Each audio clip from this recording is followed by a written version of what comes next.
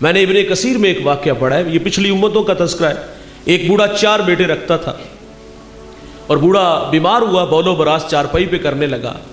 ماں باپ کے ساتھ اولاد کے رابطے اتنی دیر تک باقی رہتے جب تک یہ ضروریات اپنی ماں باپ سے پوری کرتے ہیں نا۔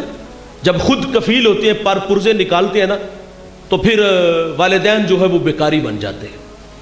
ہم نے بعض بوڑھوں کو دیکھا وہ صدقہ و خیرات کھانے پہ مجبور ہو گئے اولاد کے رویوں کی وجہ سے۔ اچھا، وہ بوڑھا زندگی موت سے لڑنے لگا۔ جو چھوٹا بھائی تھا، 4 بیٹے تھے اس کے، جو سب سے چھوٹا تھا، اس نے اپنے دوسرے 3 بھائیوں کو جمع کیا اور کہا والد اس وقت بیمار ہے اور انہیں خدمت کی ضرورت ہے۔ اب عجیب سا فیصلہ ہے کہ اگر باپ کی خدمت میں کروں تو وراثت سے مجھے کچھ نہیں ملے گا، اور اگر آپ کرو تو آپ کو نہیں ملے گا۔ کتنا آسان کام ہے یار۔ برے والا میں اگر یہ فیصلہ کوئی خاندان کرے تو عجیب لگے گا کہ نہیں لگے گا کہ یار باپ لے لو، یہ 4 مربع زمین میرے نام کروا دو، یا 1 مربع تو بڑی دور کی بات ہے، ایک جو ہے نا وہ کنال جگہ ایک ہاتھا لگوانا ہو تو مسئلہ بن جائے گا۔ میں اس شخص کو جانتا ہوں جو 1 انچ دیوار رکھنے پہ 2 بھائیوں کا گلا کاٹ دیتا ہے۔ یہ کوئی مشکل نہیں، کوئی کہے کہ یار ابو لے لو، ابو مجھے دے دو زمین، تم لے لو، وہ کہے تجھ سے بڑا تو بے وقوف ہی کوئی نہیں، ہم تو تجھے راستے سے ہٹانے کے لیے منصوبہ بنا رہے تھے۔ اچھا، وہ کیسا عجیب بیٹا تھا جس نے کہا باپ مجھے دے دو، باپ لے لو یا وراثت لے لو۔ تینوں نے نظریں ملائی، دنیا کے بھوکے تھے، دولت لے اڑے، اور اس کی آرزو بھی تھی کہ والد مجھے ملے۔ اس نے تا دم آخر جب تک باپ زندہ رہا خدمت کی۔ جب سانسیں ٹوٹنے لگی تو بوڑھے باپ کے لبوں پہ یہ کلمات تھے، بیٹا میں راضی ہوں۔ میرے نبی فرماتے جس کا باپ راضی اس کا رب راضی۔ ہمارے دیہاتوں میں نا، ہمارے جب بوڑھے راضی ہوتے نا، میں یہ بات اکثر کہتا ہوں یار مرنے سے پہلے یہ جملہ ضرور اپنے ماں باپ سے کہلوائیے گا، اور یقین جانو مشکل بھی کوئی نہیں، اپنے عمل سے کہلوائیے گا۔ ہمارے جب ماں باپ راضی ہوتے تھے ایک جملہ بولتے تھے، جا پتر تینوں ستّی خیرانے۔ یہ اپنی زندگی میں کہلوا کے اپنے عمل اور رویے سے۔ وہ بوڑھا دنیا سے چلا گیا، یہ غربت کی لکیر پہ کھڑا ہے۔ ایک شب سویا کہ ایک اللہ والا ملا، کہا بیٹا فلاں شجر کے نیچے 100 درہم پڑا ہے۔ پوچھا حضرت اس میں برکت ہے؟ کہا برکت نہیں ہے، کیونکہ کثرت اور ہے برکت اور ہے۔ دوسرے دن پھر ملے، کہا بیٹا وہاں 10 درہم پڑے ہیں، کہا برکت، کہا نہیں۔ تیسرے دن ملے، کہا 1 درہم ہے، کہا برکت، کہا ہاں اس میں ہے۔ درہم اٹھایا، بازار گئے، وہاں ایک دکاندار آواز دے رہا تھا 1 درہم میں 2 مچھلیاں۔ گھر لایا، پیٹ چاکیے، 2 قیمتی موتی نکلے۔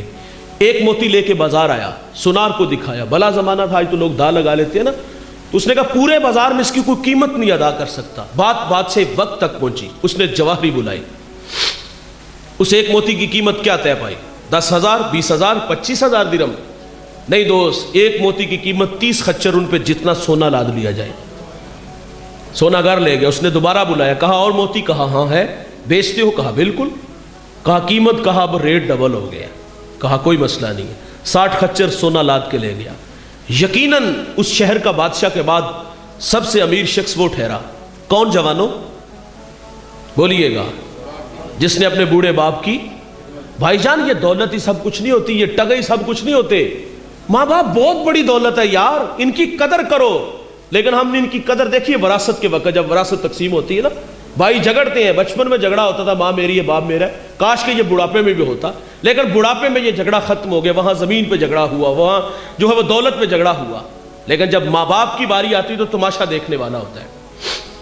ہر بیٹا نظریں چراتا ہے، کوئی کہتا ہے 4 مہینے تو نہیں میرا کٹاتا، کوئی کہتا ہے میرا گھر چھوٹا ہے، کوئی کہتا ہے میرے بچے زیادہ ہے، کوئی کہتا ہے خرچے زیادہ ہے، اور کچھ بدبخت تو ایسے ہوتے ہیں وہ کہتے ہیں بوڑھا کھانستا ہے تو بچوں کی نیند خراب ہوتی ہے۔ یہ رویے ہم نے دیکھے ہیں۔ او بھائی جان، مقافات عمل ہے، آج جیسا اپنے ماں باپ کے ساتھ کرو گے نا، کل کو تیار رہنا اس اولاد سے دھکے آپ کو بھی پڑیں گے۔ گھر چھوٹا ان کا بھی ہوگا، خرچے ان سے بھی نہیں پورے ہوں گے۔ اور یار کبھی ہم پیچھے پلٹ کے دیکھیں نا، اکیلا کفیل تھا وہ بوڑھا، 5 بھائی تھے تم یار، تمہاری ماں سے مشورہ تو نہیں کیا کہ 3 کو دارالرحمان میں چھوڑ آتے، 2 کی اچھی خدمت کر لیں گے، اچھا پڑھا لیں گے، ایک جیسا کھانا دیا، ایک جیسا لباس دیا، اور یار ہمارے سٹیٹس کا بھی خیال رکھا۔ اور آج ماں بوجھ بن گئی، باپ کے لیے ایک چارپائی نہیں، ماں کو 2 وقت کا دینا کا کھانا نہیں ہے۔ اتر شہر میں آ کے 2 کنال کا گھر بنایا ہے، اور ماں باپ پیچھے جو ہے وہ مرنے کے لیے چھوڑ آئے ہیں، وہ صدقہ و خیرات کھاتے ہیں، وہ بھیک مانگنے پہ مجبور ہو گئے۔